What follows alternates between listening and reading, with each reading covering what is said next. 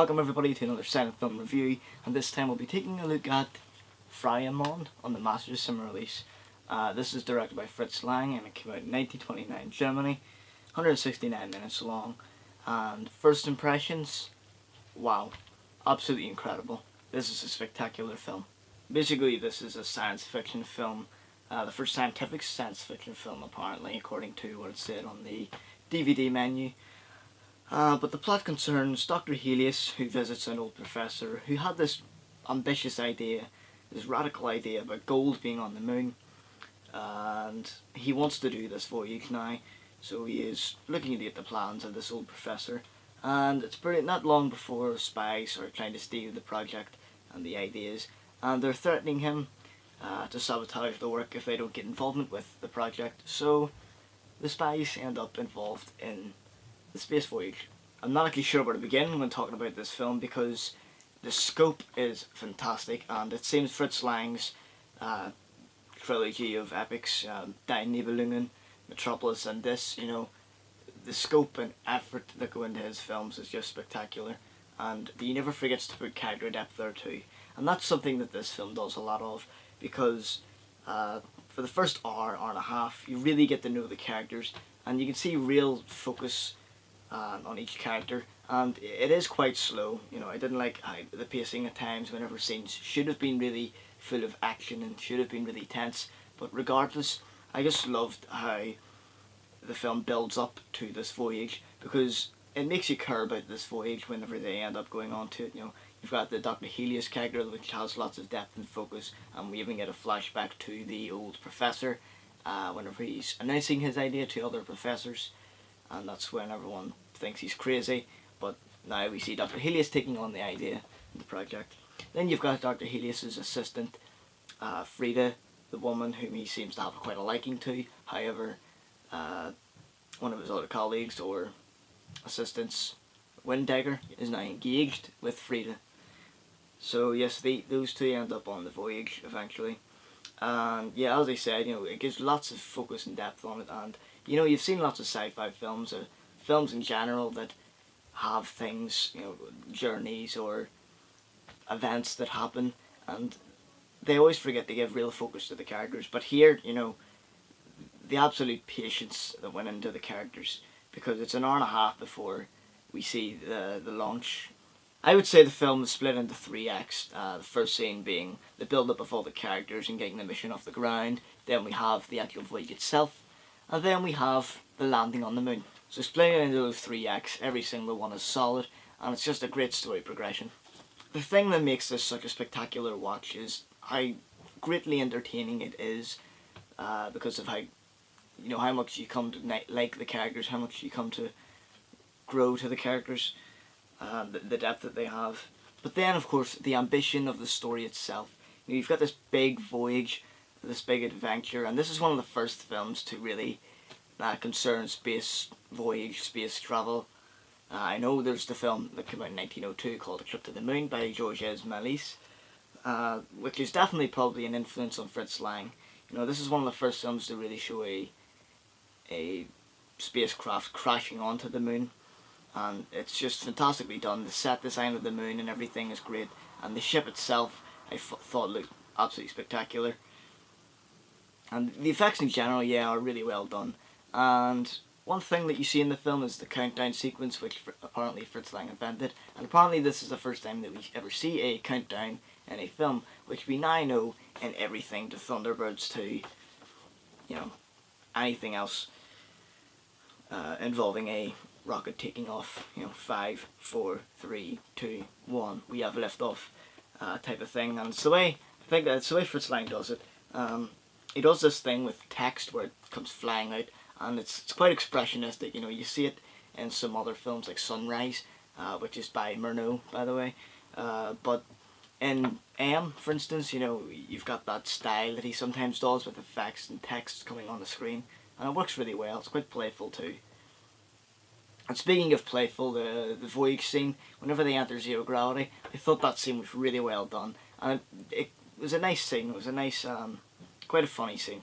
So it's safe to say that Fritz Lang is clearly one of the most ambitious directors who's ever lived, and he's definitely a pioneer in some respects. Now, I know whenever you think of cinema pioneers, you think of 1890s to 1915, D.W. Griffith and all that, but the scope of Lang's films is just absolutely amazing, and the influence that some of his films have had on films that we're even seeing today, you know, as I said, Die Nibelungen definitely influenced the films like Star Wars and Lord of the Rings, and any adventure film that came out after it, because it's really the first adventure epic to be seen on the screen, I would say.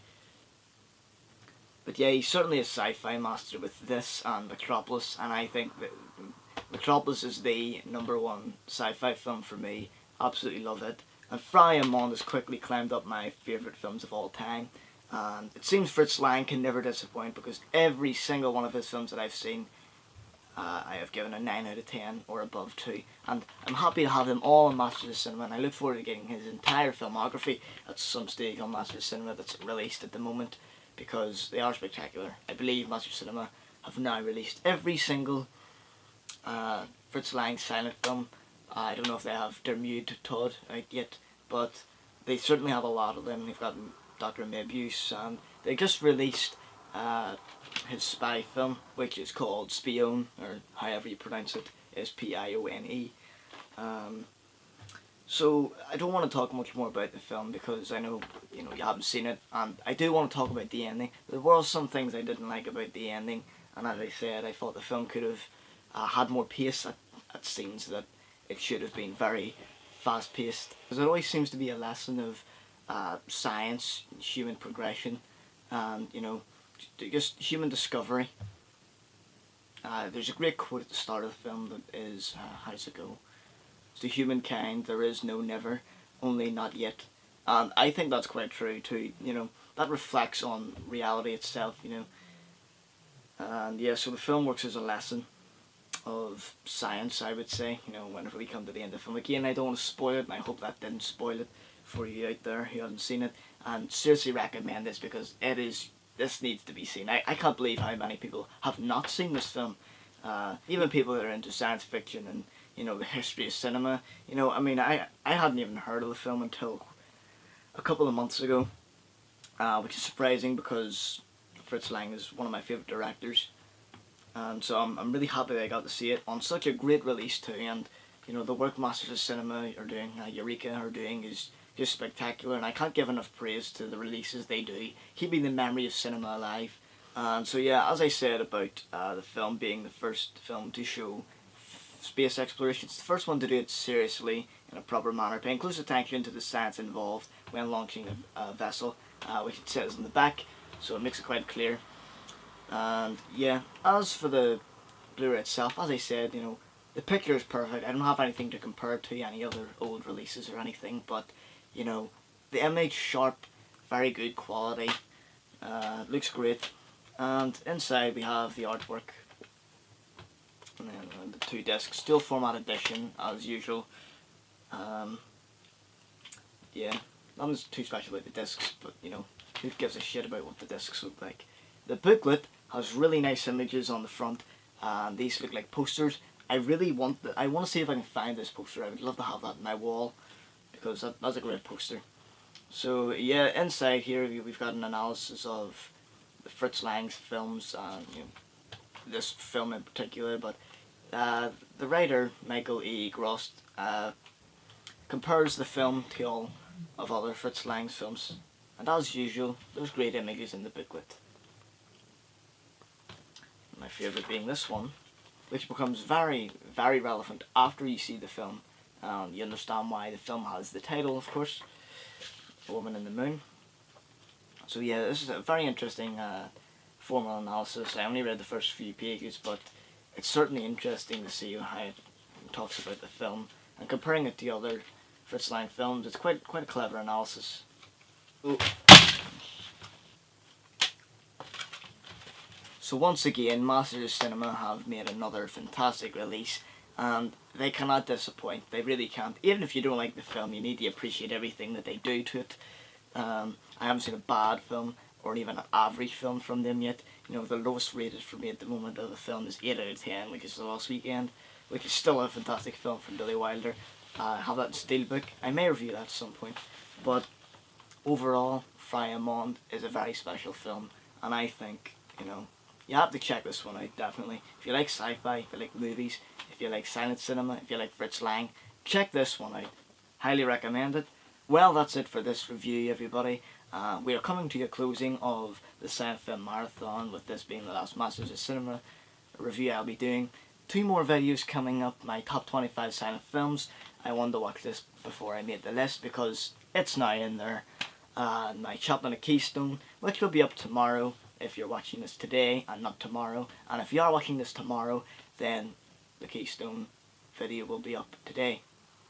Anyway, thanks for watching, everybody. If you like silent cinema, comment, subscribe. Would love to hear your thoughts on this film.